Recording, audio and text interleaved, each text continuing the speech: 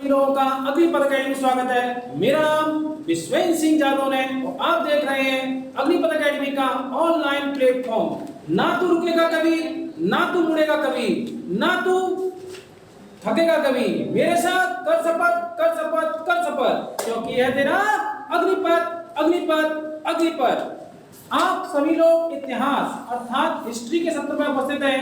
History के सत्र के तहत पहले दिन हमने आपको सिलेबस समझाया था। क्या समझाया था? सिलेबस समझाया था। दूसरे दिन हमने आपको यूरोपियों का आगमन क्या कराया? यूरोपियों का आगमन कराया। यूरोपियों के आगमन में मैंने आपको बताया था कि सबसे पहले भारत में पुर्तगाली आए, दूसरे नंबर पर डच आए, तीसरे नंबर पर अंग्रेज आए, चौथे नंबर पर डेनिश आए और पांचवें नंबर पर फ्रांसीसी आए थे। कौन आए थे? फ्रांसीसी आए थे। मैंने आपको ये भी बताया था जिसके नाम में है गाली वो बिना गाली के नहीं जाएगा। जो पुर्तगाली सबसे पहले आए थे वो सबसे बाद में गए 1966 में गोवा से। जब तक हमारी सरकार ने ठोका नहीं तब तक वो भागे नहीं, गाली के बिना भागे नहीं। उसके बाद मैंने आपको इसमें कराया पुर्तगालियों का आगमन। क्या कराया? पुर्तगालियों का आगमन कराया। पुर्तगालियों का आगमन कराते समय मैंने कहा था कि ये पुर्तगाली भारत में मसाला व्यापार को केंद्र में रखकर भारत में आए थे। वास्को ड गामा वह प्रथम पुर्तगाली था जो भारत के समुद्री मार्ग से होते हुए भारत में पहुंचा था। तभी ये ना समझना कि भारत की खोज की थी, भारत के एक नए समुद्री मार्ग की खोज की थी जो यूरोप से आता था और जो कैप ऑफ गुड होप होते हुए कहां से? अफ्रीका के कैप ऑफ गुड होप है, यहां से होते हुए भारत आया था। इसके अलावा उसी समय एक और व्यक्ति था कोलंबस, वह भारत की खोज करने गया, मतलब भारत के समुद्री मार्ग की खोज करने गया और बेचारा भटक गया। भटक कर कहां पहुंच गया था? अमेरिका पहुंच गया था। इस प्रकार उसने अमेरिका की खोज की। एक और थे कैप्टन कुक। कैप्टन कुक जो अंग्रेज थे, अंग्रेज थे, उन्होंने कहां की खोज की थी? ऑस्ट्रेलिया की खोज की थी। वहीं पर जो कोलंबस था वो स्पेन से आया था। कहां से आया था? स्पेन से आया था। उसके बाद तस्मान एक व्यक्ति थे। कौन थे? जो हॉलैंड के थे। उन्होंने न्यूजीलैंड और तस्मानिया की खोज की थी। तस्मानिया ऑस्ट्रेलिया महाद्वीप के जस्ट नीचे है। समझ में आ गया? जो ऑस्ट्रेलिया देश का ही हिस्सा है, वहीं पर न्यूजीलैंड एक अलग देश है। जब पुर्तगाली भारत में मसाला व्यापार को ध्यान में रखकर आए, उस पहला व्यक्ति कौन आया? वास्को ड गामा आया 1498 ईस्वी में। मालाबार तट पर कालीकट बंदरगाह, कौन सा बंदरगाह है? कालीकट बंदरगाह। कालीकट बंदरगाह पर पहुंचा जहां का राजा जमोरिन था। कौन था? जमोरिन। एक राजा की पदवी होती जमोरिन, उसने उसका स्वागत किया। यहाँ पर मिले उसे अरब व्यापारी। कौन मिले? अरब व्यापारियों ने वास्को ड गामा का विरोध किया और विरोध का आधार आर्थिक था। कैसा था? आर्थिक था। जो वास्को ड गामा जब वापस लौटकर पुर्तगाल गया तो उसका जितना समुद्री यात्रा पर खर्च हुआ था उसका 60 गुना अधिक कमा कर ले गया। इससे पुर्तगालियों की आंखें खुल गई। क्या खुल गई? फिर कैमराल दूसरा पुर्तगाली भारत आया जो भी व्यापार करके ले गया। उसके बाद क्या हुआ? वास्को ड गामा दोबारा आया, वो भी व्यापार करके ले गया। फिर पुर्तगालियों ने क्या किया? एक कंपनी की स्थापना की और फ्रांसिस द अल्मीडा को पहला गवर्नर बनाकर भेजा गया। तो आपसे क्वेश्चन पूछ सकता है पुर्तगालियों का प्रथम गवर्नर कौन था? तो क्या बोलेंगे आप? Francis de Almeida. Francis de Almeida ने ब्लू वाटर पॉलिसी शुरू की, नीले सागर की नीति शुरू की। उसका उद्देश्य क्या था? भारत में ऐसे किलों की स्थापना की जाए जिनका उद्देश्य केवल सुरक्षा ना होकर बल्कि हिंद महासागर पर नियंत्रण करना भी स्थापित हो। इसके बाद जो अगला पुर्तगाली आया उसका नाम था अल्बुकर्क। कौन था? अल्बुकर्क। अल्बुकर्क आया। वास्तव में यही अल्बुकर्क है जिसने पुर्तगाली शक्ति की भारत में स्थापना की। इसने 1510 में गोवा को जीत लिया। किससे जीता था? बीजापुर के आदिल शाह। बीजापुर का शासक कौन था? आदिल शाह से जीत लिया था। इसके अलावा अल्बुकर्क ने पुर्तगाली पुरुषों से कहा कि भारतीय महिलाओं से शादी करें जिससे क्या हो? पुर्तगालियों की संख्या भारत में बढ़ सके। बाद में गोवा पुर्तगालियों की राजधानी बनी। क्या बनी? राजधानी बनी। डी नी कुन्हा नामक व्यक्ति गवर्नर हुआ जिसने इसको राजधानी बनाया था। इतनी बात समझ में आ गई। अब जब सबसे पहले पुर्तगाली आ रहे हैं फिर भी वो भारत में शासन स्थापित नहीं कर पा रहे, वहीं पर अंग्रेज भी शासन स्थापित कर पा रहे हैं। इसका कारण क्या था? इनकी कुछ कमियां। ये ईसाईकरण पर इन्होंने सबसे अधिक बल दिया था, और ईसाईकरण पर बल देने का कारण क्या था? ये लोगों को ईसाई बनाना चाहते थे, इससे इन्हें जन समर्थन नहीं मिला। दूसरा, इन्होंने लूटपाट की नीति जारी रखी। लूटपाट की नीति कहते हैं कार्टेज अरमिडा पद्धति। कार्टेज अरमिडा पद्धति में क्या होता था? अगर किसी को हिंद महासागर में व्यापार करना है तो इनसे एक परमिट लेना होता था। क्या कार्टेज लेना होता था, परमिट बोलते थे उसे, परमिट लेना होता था। अगर जो व्यक्ति परमिट नहीं लेता था वो उनके जहाजों को लूट लेते थे, और जो लोग परमिट लेते थे उन्हें भी काली मिर्च का व्यापार और गोला बारूद का व्यापार करने की अनुमति नहीं थी। यदि हम पुर्तगालियों की देन देखें तो भारत में प्रिंटिंग प्रेस की स्थापना गोवा में सबसे पहले इन्होंने की थी।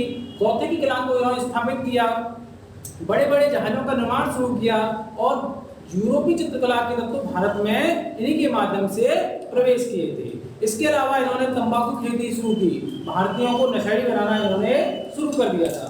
इतनी बात थी। ये पिछली क्लास का आपका रिवीजन था, मैंने आपका रिवीजन झटपट करा दिया है, और ये रिवीजन आप भी झटपट कर सकते थे, लेकिन आप कर लाए ऐसा मुझे उम्मीद नहीं है। अब पढ़ेंगे डचों का आगमन। क्या पढ़ेंगे? डचों का आगमन। डचों का आगमन। पुर्तगालियों के बाद कौन आए? डच आए। कौन आए? डच आए। सबसे पहले कौन आए? अब डच जानते हो कौन होते हैं? कभी आपने हॉलैंड देश का नाम सुना है? हॉलैंड नहीं सुना होगा। एक और देश है, हॉलैंड कहते थे पहले इसको, वर्तमान में इसको नीदरलैंड क्या कहते हैं? नीदरलैंड कहते हैं। वर्तमान में तो डचिया हैं, हॉलैंड या नीदरलैंड के नागरिक हैं। हॉलैंड या नीदरलैंड के नागरिक, ये क्या है? हॉलैंड या नीदरलैंड के नागरिक हैं। डच कौन है? हॉलैंड या नीदरलैंड के नागरिक हैं। भारत आने वाला प्रथम, अगर हम देखें प्रथम डच नागरिक कब आया? प्रथम डच नागरिक जो है 1596 में। कब आया था? 1596 में। प्रथम डच नागरिक 1596 में आया। इसका नाम कार्नेलिस डी हाउटमैन। क्या था? कार्नेलिस डी हाउटमैन था। कार्नेलिस डी हाउटमैन। अगर आप इसे नहीं लिखें तो मैं आपको बाकायदा लाइनों के रूप में लिखाऊंगा। अगर आप लिखना चाहें तो लिख सकते हैं, क्योंकि आपके शॉर्ट नोट्स बन जाएंगे। उसके बाद मैं क्या करूंगा, आपको एक तरफ से ये चीजें दिखा दूंगा। तो आपकी इच्छा है, आप इसे लिखना चाहते हैं या नहीं लिखना चाहते हैं। अब बात करें, ये व्यक्ति पहला आया 1596 में। बात समझ में आ गया? अंग्रेज आ रहे हैं 1600 में। कब आ रहे हैं? तो पहले कौन आया? पहले डच आए या अंग्रेज आए? लेकिन 1600 में यहाँ पर क्या हो रहा है? ईस्ट इंडिया कंपनी की स्थापना कर रहे हैं। ब्रिटिश ईस्ट इंडिया कंपनी की स्थापना हुई 1600 में। लेकिन डचों की जो ईस्ट इंडिया कंपनी थी उसकी स्थापना डच ईस्ट इंडिया कंपनी, इसकी स्थापना 1602 में होती है। कितनी होती है? तो आप इस बात को लेकर देखो, यहाँ पर 1596 में कार्नेलिस हाउटमैन को इंपोर्टेंट नहीं है, फिर भी मैंने यहाँ क्यों लिखाया? कारण क्या था? 1602 में डच ईस्ट इंडिया कंपनी की स्थापना हो रही है। 1600 में क्या हो रहा है? ब्रिटिश ईस्ट इंडिया कंपनी की स्थापना हो रही है। जब आप पढ़ेंगे बार बार तो आपको लगेगा अरे सर ने गलत करा दिया, मिस्टेक हो गई, डच बाद में आए थे, अंग्रेज पहले आए थे। और आप क्या करोगे? ऑप्शन आएगा, ऑप्शन में गलती कर दोगे। क्या कर दोगे? ऑप्शन में गलती कर दोगे। ऐसा ना हो इसलिए मैंने दोनों चीजें आपको लिखा दी हैं। समझ में आ गया? अगर पूछे कि डच ईस्ट इंडिया कंपनी की स्थापना पहले हुई या ब्रिटिश ईस्ट इंडिया कंपनी की स्थापना पहले, तो क्या लगाएंगे आप लोग? ब्रिटिश ईस्ट इंडिया कंपनी पहले। लेकिन आए कौन थे पहले? डच आए थे। कौन आए थे? डच आए थे। ये डच ईस्ट इंडिया कंपनी थी, इसकी देखरेख के लिए, इसके लिए देखरेख के लिए 17 सदस्यीय बोर्ड की स्थापना की गई। बोर्ड की स्थापना की गई। क्या की गई थी? डच ईस्ट इंडिया कंपनी की स्थापना के लिए 17 सदस्यीय बोर्ड की स्थापना की गई। यह कंपनी पर क्या था? सरकारी नियंत्रण। क्या स्थापित था? इस पर सरकारी नियंत्रण स्थापित था। मतलब क्या था? अगर यह कंपनी भारत में अगर कोई संधि करेगी तो किस नाम से करेगी? डच सरकार के नाम से। मतलब क्या है? संधि किस नाम से करेगी? ये डच सरकार के नाम से, डच सरकार के नाम से करेगी। ये कंपनी जो डच ईस्ट इंडिया कंपनी है, ये कंपनी कैसे करेगी, डच ईस्ट इंडिया संधि कैसे करेगी, डच सरकार के नाम से करेगी। और डच सरकार के नाम से क्या करेगी, युद्ध लड़ना, संधि करना, व्यापार करना, ये सब किसके नाम से करेगी, इसको अधिकार मिला था। ये आप कर सकते, पूछेगी नहीं इनसे, कर लेगी, लेकिन करेगी किसके नाम से, डच ईस्ट इंडिया कंपनी के नाम से करेगी। इतनी बात समझ में आ गई। अगर इतनी बात समझ में आ गई तो एक बात और समझो, एक बात और समझो कि इनका जो मुख्यालय है, इन्होंने मुख्यालय भारत में नहीं बनाया था, इन्होंने मुख्यालय भारत में नहीं बल्कि वाटविया में, कहाँ बनाया था, वाटविया। ये वाटविया कहाँ पर है, ये है इंडोनेशिया में। कहाँ पर है, इंडोनेशिया में। इनका मुख्यालय जो व्यापार का मुख्य केंद्र था वो कहाँ था, वाटविया या इंडोनेशिया था। और भारत में जो व्यापारिक केंद्र था, भारतीय कंपनी थी, वो इसके प्रति उत्तरदायी, क्या थी, इसके प्रति उत्तरदायी थी। आप समझ पा रहे हैं, जो डच ईस्ट इंडिया कंपनी है उसका मुख्यालय कहाँ पे, वाटविया में है। और भारत में जो डच ईस्ट इंडिया कंपनी बनाई गई है वो इसके प्रति उत्तरदायी है। क्या है, इसके प्रति उत्तरदायी है। अगर हम बात करें कि डचों ने व्यापार कहाँ से शुरू किया, इतनी बात समझ में आ गई आपकी। तो अगर आप इसमें देखो, अगर भारत के नक्शे को समझो, अगर नक्शे को समझो तो आप समझ सकते हैं कि भारत का ये नक्शा है,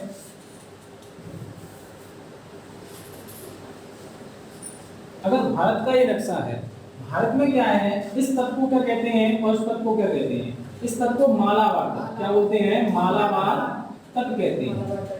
इसी पर यहाँ पर क्या है, कालीकट बंदरगाह है। और इस तट को क्या कहते हैं, कोरोमंडल तट, कोरोमंडल तट कहते हैं। तो अगर पूछा जाए भारत के पश्चिमी तट को क्या कहते हैं, मालाबार तट कहते हैं, और पूर्वी तट को क्या कहते हैं, कोरोमंडल तट कहते हैं। आपको पता है अगर आप ऐसे खींचें तो उत्तर ऊपर होगा, दक्षिण नीचे होगा, पूर्व इधर होता है और पश्चिम इधर होता है। इतनी समझ में आ गई।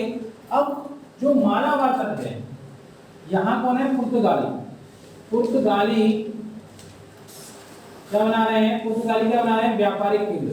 ये क्या हो रहा है, पुर्तगाली व्यापारिक केंद्र है इधर। और जो पुर्तगाली व्यापारिक केंद्र हैं वो क्या कर रहे हैं, ये मसाला व्यापार, क्या कर रहे हैं, मसाला व्यापार, क्या कर रहे हैं, मसाला का व्यापार कर रहे हैं। जो कोरोमंडल तट है इस पर डच व्यापारिक केंद्र है, क्या है, डच व्यापारिक केंद्र है। और जो डच व्यापारिक केंद्र है ये क्या कर रहे हैं, वस्त्रों का व्यापार, क्या कर रहे हैं, वस्त्रों का व्यापार कर रहे हैं। मतलब अगर हम कहें कि भारतीय वस्त्रों को प्रमुख निर्यात की वस्तु किसने बनाई, तो किसने बनाई, डचों ने बनाई। किसने बनाई, इन्होंने ध्यान कर दिया था मसाला व्यापार में दिया था, लेकिन ये ध्यान किस पर दे रहे हैं, वस्त्र व्यापार में दे रहे हैं। तो मुख्य व्यापार की वस्तु किसने बनाई, डचों ने बनाई। इस बात का ध्यान रखना, पूछ लेगा और आप अटक जाओगे। क्या होगा, आप अटक जाओगे, अटको नहीं, इसके लिए मैंने बता दिया है। जब मैंने इतना बता दिया तो अब क्या होगा, डच जब भारत में आते हैं, क्या आते हैं, डच जब भारत में आते हैं तो क्या करते हैं, ये पुर्तगालियों को पराजित करते हैं। क्या करते हैं, और पुर्तगालियों की जो फैक्ट्रियां थी उन पर कब्जा कर लेते हैं। क्या कर लेते हैं, कर लेते हैं। अगर इनकी प्रथम फैक्ट्री की बात करें, क्या करें, प्रथम फैक्ट्री की बात, अगर इनकी प्रथम फैक्ट्री देखें तो मसूलीपट्टनम, कहाँ बनाई थी इन्होंने, मसूलीपट्टनम में, मसूलीपट्टनम में इन्होंने पहली फैक्ट्री कहाँ बनाते हैं, ये मसूलीपट्टनम बनाते हैं। और 1605 में, कब बनाते हैं, 1605 में बनाते हैं। अगर, और ये मसूलीपट्टनम कहाँ है, कोरोमंडल तट पर। कहाँ पर है ये, कोरोमंडल तट पर है मसूलीपट्टनम। जो इनकी प्रथम फैक्ट्री थी, क्या थी ये, प्रथम फैक्ट्री थी और प्रमुख व्यापारिक केंद्र भी था। क्या था, प्रथम फैक्ट्री का प्रमुख केंद्र था। और ये कर रहे हैं, पुर्तगालियों की शक्ति को नष्ट कर रहे हैं। अगर हम कुछ और फैक्ट्रियों के नाम देखें, अगर हम इसके बाद सोचें कि कुछ फैक्ट्री, पुलिकट में फैक्ट्री बनाई 1610 में, कब बनाई, पुलिकट में, पुलिकट में फैक्ट्री बनाई 1610 ईस्वी में। कितने बनाई थी, 1610 ईस्वी में। एक पीपली है, क्या जगह है, पीपली में फैक्ट्री बनाई 1627 ईस्वी में। कब बनाई थी, 1627 ईस्वी में फैक्ट्री बनाई थी। और ये क्या था, बंगाल में प्रथम डच फैक्ट्री थी, बंगाल में प्रथम डच फैक्ट्री। एक कोच्चि स्थान है, आपने सुना हो कोच्चि का नाम, कोच्चि का नाम सुना है आपने? कोच्चि स्थान है। कोच्चियों पर पहले पुर्तगालियों का नियंत्रण था। किसका नियंत्रण था? पुर्तगालियों का। पुर्तगालियों का नियंत्रण था। पुर्तगालियों को हराकर क्या किया? डचों ने कब्जा कर लिया। क्या कर लिया? डचों ने कब्जा कर लिया। जब डचों ने कब्जा कर लिया तो यहाँ पर उन्होंने एक फोर्ट बनाया। क्या बनाया था? Fort William. फोर्ट का मतलब समझते क्या होता है? किला। किला को इंग्लिश में फोर्ट कहते हैं। क्या कहते हैं? तो उन्होंने क्या बनाया यहाँ पर? फोर्ट विलियम बनाया। क्या बनाया? फोर्ट विलियम बनाया। इस फोर्ट विलियम पर 1814 में अंग्रेजों का कब्जा। किसका कब्जा हो गया था? 1814 में अंग्रेजों का कब्जा हो गया। क्या हो गया? इस पर 1814 में अंग्रेजों का कब्जा हो गया था। इतनी बात समझ में आ गई? अब इन्होंने मसाला व्यापार के लिए कौन सा केंद्र बनाया था? वस्त्रों को प्रमुख केंद्र बनाया था। अगर इनकी हम बात करें, एक युद्ध हुआ बेदरा का युद्ध। क्या हुआ? बेदरा का युद्ध हुआ। और यह युद्ध 1759 में कब हुआ था? 1759 में हुआ। किस किस के बीच हुआ? अंग्रेज बनाम डच। इसमें अंग्रेज विजयी रहे। अंग्रेजों का नेतृत्व किसने किया था? क्लाइव ने। किसने किया था? क्लाइव ने किया था। और डच का पतन हो गया। यहाँ पर क्या हो गया? भारत से डचों का पतन हो गया, डच निकल गए। इतनी बात समझ में आ गई आप लोगों को? अगर इतनी बात समझ में आ गई, अब अगर हम इनके व्यापार की बात करें तो इनका जो व्यापार था वो क्या था? कार्टेल।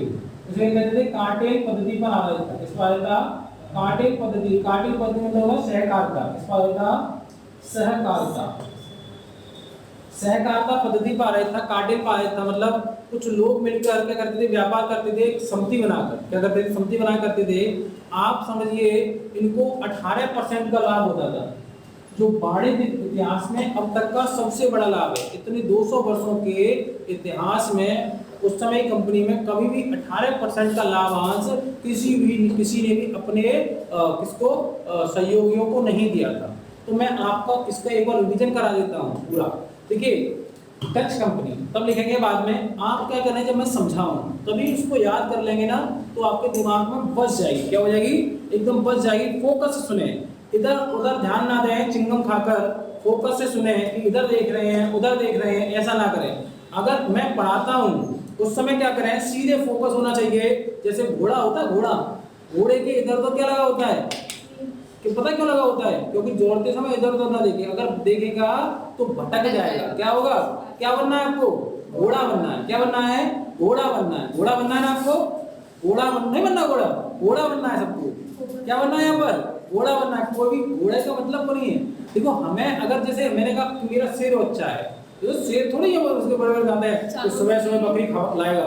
मतलब उसकी आंतों को लाना है, निडर बनना है। ऐसे क्या है? हमें घोड़े की तरफ देखना है, तो सीधे सामने देखना है। डच ईस्ट इंडिया कंपनी पुर्तगालियों के बाद भारत में आती है। डच कौन है? हॉलैंड या नीदरलैंड के नागरिक हैं। पहला नागरिक 1596 में आया। हाउटमैन। कौन आया? हाउटमैन आया। 1602 में डच ईस्ट इंडिया कंपनी की स्थापना होती है। वहीं पर ब्रिटिश ईस्ट इंडिया कंपनी की स्थापना 1600 में हुई थी। इसका मतलब डच ईस्ट इंडिया कंपनी की स्थापना अंग्रेजों की कंपनी के बाद हुई, लेकिन ये अंग्रेजों से पहले भारत आए थे। इनकी जो कंपनी थी उसके लिए 17 सदस्यीय बोर्ड थे। यह कंपनी सरकारी नियंत्रण वाली कंपनी थी। कैसी कंपनी थी? सरकारी नियंत्रण वाली कंपनी थी। यह कंपनी की संधि पर युद्ध करना या व्यापार करना सरकार के नाम से, किसके नाम से करती थी? सरकार के नाम से करती थी।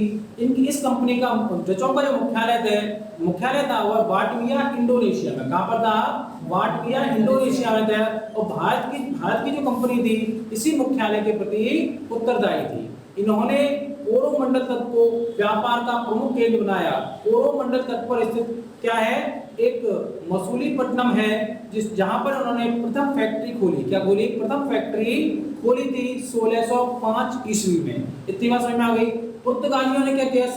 पुर्तगालियों ने की शक्ति को इन्होंने डचों ने नष्ट कर दिया और इनके विभिन्न केंद्रों पर क्या कर लिया था? कब्जा कर लिया था। क्या कर लिया था? कब्जा कर लिया था।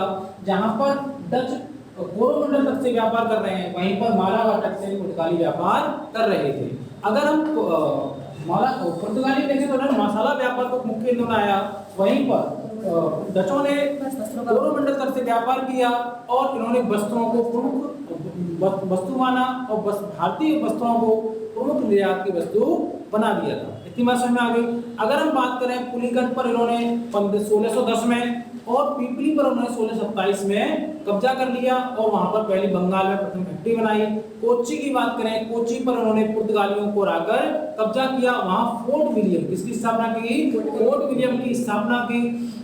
ये फोर्ट विलियम आगे चलकर 1814 ब्रिटिश के अधीन हो गया था। अब बेदरा के युद्ध में 1759 में ये अंग्रेजों से पराजित हुए। अंततः क्या होगा? भारत से इनका पतन हो गया। अंग्रेजों का नेतृत्व क्लाइव ने किसने किया था? क्लाइव ने किया था। एक बात समझे, इनकी जो व्यापारिक पद्धति थी उसे क्या कहते हैं? कार्टेल पद्धति या सहकारिता पद्धति कहते थी। इन्होंने 200 वर्षों में जितना लाभांश अपने सहयोगियों को दिया वह विश्व वाणिज्यिक इतिहास में एक रिकॉर्ड है कि इससे अधिक लाभांश कभी कोई नहीं दे पाया है। आपको समझ में आ गया?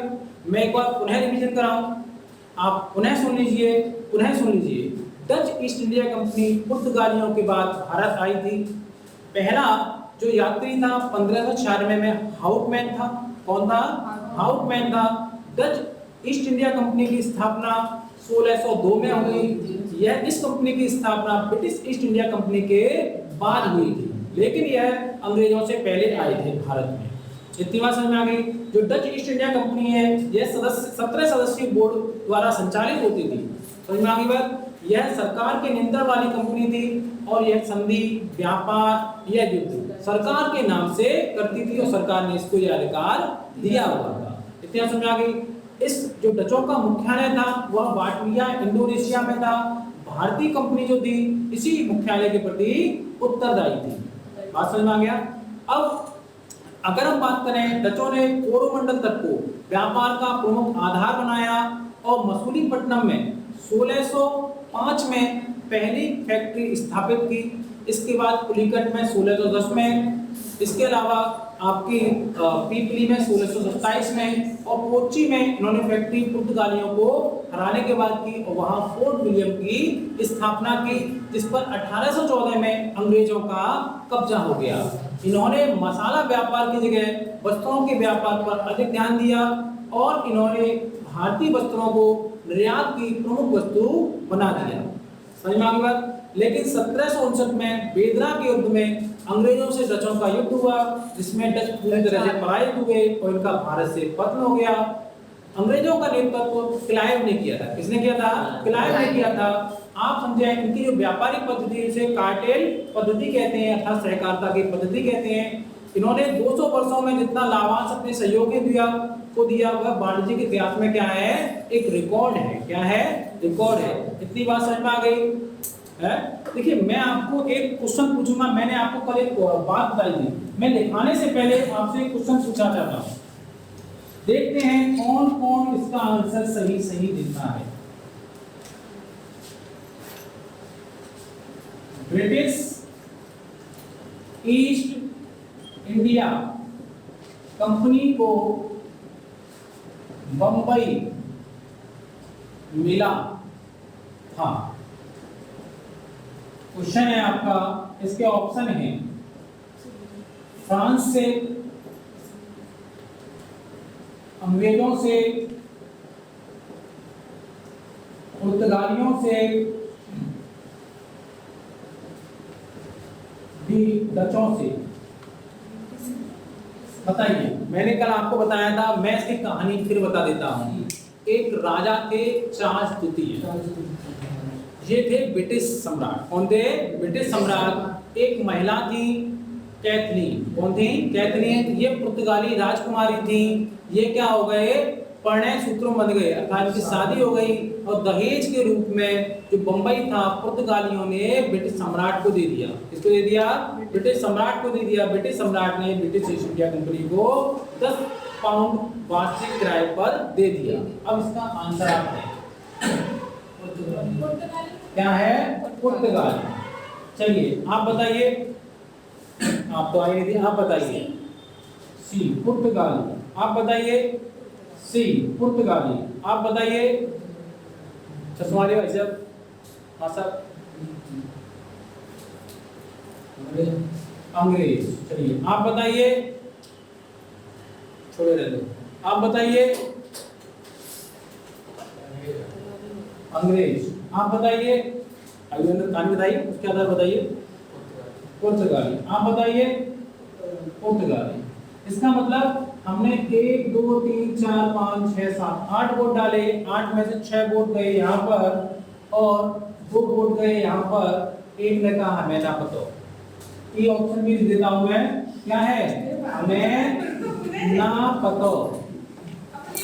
हमें ना पता, इसमें क्या है? 2 वोट हैं। एक ही रखो। 2 वोट हैं इसमें, वो भी तो हमें ना पता चुप रह गए। तो अब आप समझिए इसका आंसर बी सही होगा। क्या सही होगा? बी सही होगा। सभी से मैं आंसर नहीं दे सकता, कुछ लोगों से मैंने आंसर लिए हैं। तो क्या होगा? इसका बी आंसर सही होगा। कारण क्या है आप समझिए। पुर्तगालियों ने किसे दिया था? चार्ल्स डी को। सेकंड को दिया था। चार्ल्स डी ने किसे दिया? ब्रिटिश कंपनी को। तो आप मुझे बताइए ब्रिटिश कंपनी को किससे मिला? चार्ल्स से मिला या इससे मिला? चार्ल्स किससे मिला? चार्ल्स से मिला। चार्ल्स कौन है? अंग्रेजी तो है, हैं? चार्ल्स कौन है? अंग्रेज है क्या? नहीं। तो ये क्वेश्चन आते हुए भी गलत हो गया। अब गलत नहीं करोगे, अब गलत नहीं करना। पुलिस में आ जाए तो सीधे दाग देना। क्या कर देना? क्वेश्चन सरल है। अरे इतना सरल क्वेश्चन, ऑप्शन ये काम गलत। लेकिन क्या होगा? आप मार के आपको पुर्तगाली कट और आपने शांति से सुना नहीं, और सुना नहीं तो क्या होगा? गलत हो जाएगा। चलिए तो हम डच ईस्ट इंडिया कंपनी के बारे में लिखना शुरू करते हैं। जो लोग ऑनलाइन पढ़ते हैं यदि उन्हें नोट चाहिए तो आप हमें डीएम करें। मेरा व्हाट्सएप नंबर है 9149282639। इसके अलावा आप मुझे इंस्टाग्राम पर फॉलो कर सकते हैं। मेरा इंस्टाग्राम आईडी है विश्वेन सिंह 143। इसके अलावा यूट्यूब पर आप कमेंट करें, अपना मोबाइल नंबर छोड़ सकते हैं, हम आपको क्लास नोट्स व्हाट्सएप कर देंगे। लेकिन यदि आपको क्लास नोट चाहिए तो आपको हमसे संपर्क करना पड़ेगा। ठीक है, हम लिखाते हैं। देखिए अगर आपको मैंने डचों का आगमन पढ़ा दिया, एक बार मैं पुनः एक बार और रिवीजन करा देगा। अब इस बार रिवीजन, कॉपी पेन छोड़ दो, सीधे फोकस घोड़ा बन जाओ। क्या बन जाओ? ऐसे करके मेरी तरफ फोकस, मेरी आवाज ही कानों में जानी चाहिए। स्वामी विवेकानंद। क्या बनो? स्वामी विवेकानंद बनना है। क्या बनना है? स्वामी विवेकानंद बनना है। स्वामी विवेकानंद क्यों बनना है?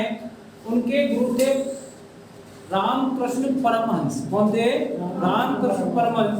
तो रामकृष्ण परमहंस एक बार उपदेश दे रहे थे। क्या दे रहे थे? उपदेश दे रहे थे।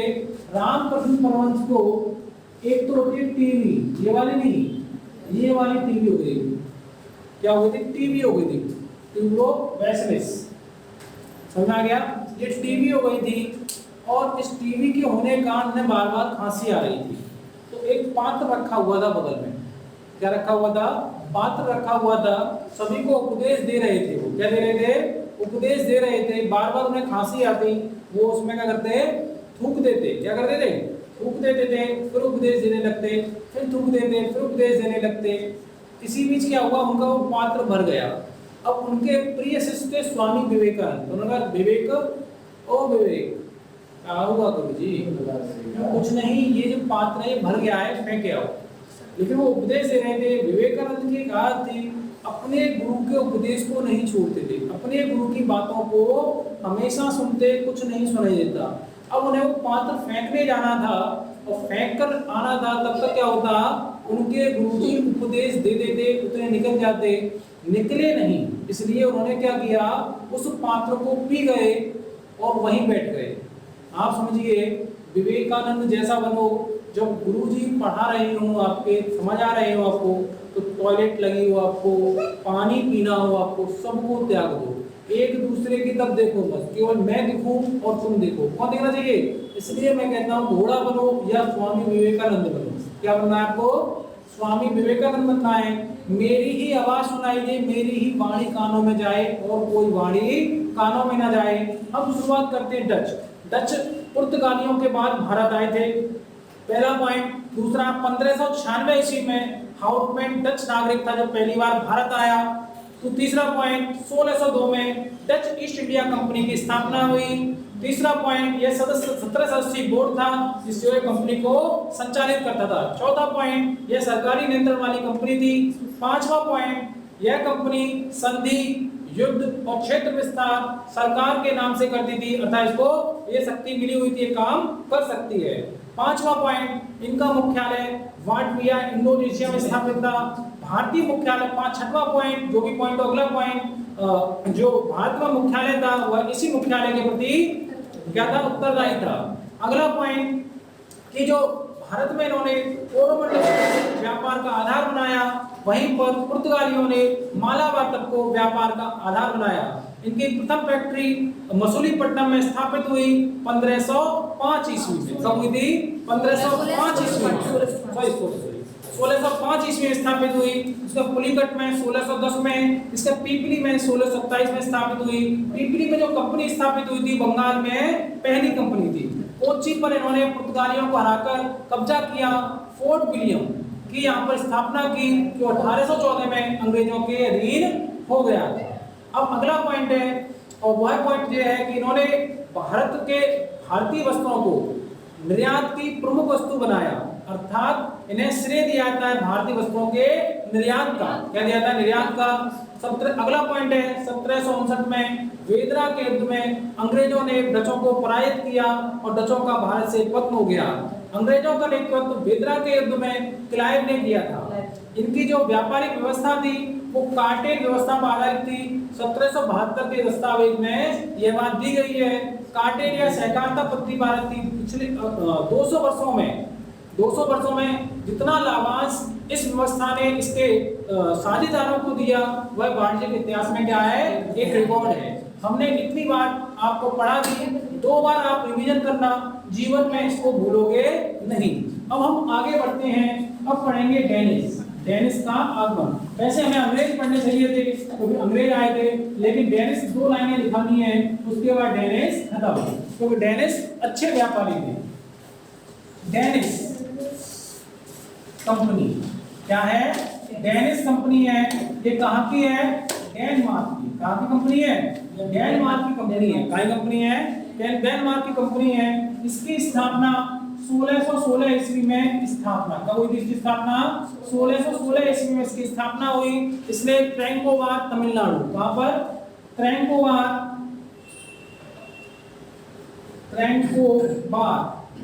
तमिलनाडु में मुख्यालय बनाया। क्या बनाया? प्रथम फैक्ट्री या मुख्यालय बनाया। आगे चलकर अपने सभी व्यापारिक केंद्र, क्या किया उन्होंने? अपने सभी व्यापारिक केंद्र अंग्रेजों को बेचकर भारत से चले गए। अंग्रेजों को बेचकर भारत से चले गए। इतनी ही बात थी इनके बारे में। डेनिस कंपनी डेनमार्क की कंपनी है जो 1616 में स्थापित हुई। कब हुई? स्थापित हुई। इन्होंने ट्रैंकोवार तमिलनाडु में अपना मुख्यालय बनाया। आगे चलकर ये अपने सारे व्यापारिक केंद्र अंग्रेजों को बेचकर भारत से चले गए थे। इतनी बात समझ में आ गई। अगर इसको आप लाइन में लिखना चाहते हैं तो लाइन में भी लिख सकते हैं। आप लोगों ने आज डचों का आगमन और डेनिसों का आगमन पढ़ा। कल हम अंग्रेजों का आगमन पढ़ेंगे और फ्रांसीसियों का आगमन पढ़ेंगे और देखेंगे इनमें क्या क्या युद्ध हुए थे। इसी के साथ मेरा नाम विश्वेंद्र सिंह जादव, मैं आपसे विदा लेता हूँ। इसी के साथ एक बात और ध्यान रखना कि मेरे वीडियो को लाइक करना, शेयर करना और चैनल को सब्सक्राइब करना ना भूलें। और अगर आपको मेरा वीडियो अच्छा लगता है तो उसे कमेंट करें। क्या करें? उस पर कमेंट करना ना भूलें। आप लोग सदैव खुशी रहें, स्वस्थ रहें, मच्छरों से अपनी रक्षा करते रहें, पेड़ पौधों की रक्षा करें, जानवरों पर दया करें और आसपास सफाई बनाए रखें। आसपास क्या करें? सफाई बनाए रखें। और हमेशा जब मैं पढ़ाऊं, चाहे YouTube पर पढ़ रहे हो, चाहे आप क्लास में पढ़ रहे हो, सीधे मेरी तरफ फोकस होना चाहिए। आपको स्वामी विवेकानंद की तरह बनना है। किस तरह बनना है? स्वामी विवेकानंद की तरह बनना है। इस बात का ध्यान रखें। 15 अगस्त कल है, आज 14 अगस्त है। 14 अगस्त है। आप लोगों को 15 अगस्त की हार्दिक शुभकामनाएं। मैं इसी के साथ विदा लेता हूँ। जय हिंद, जय भारत। वंदे मातरम।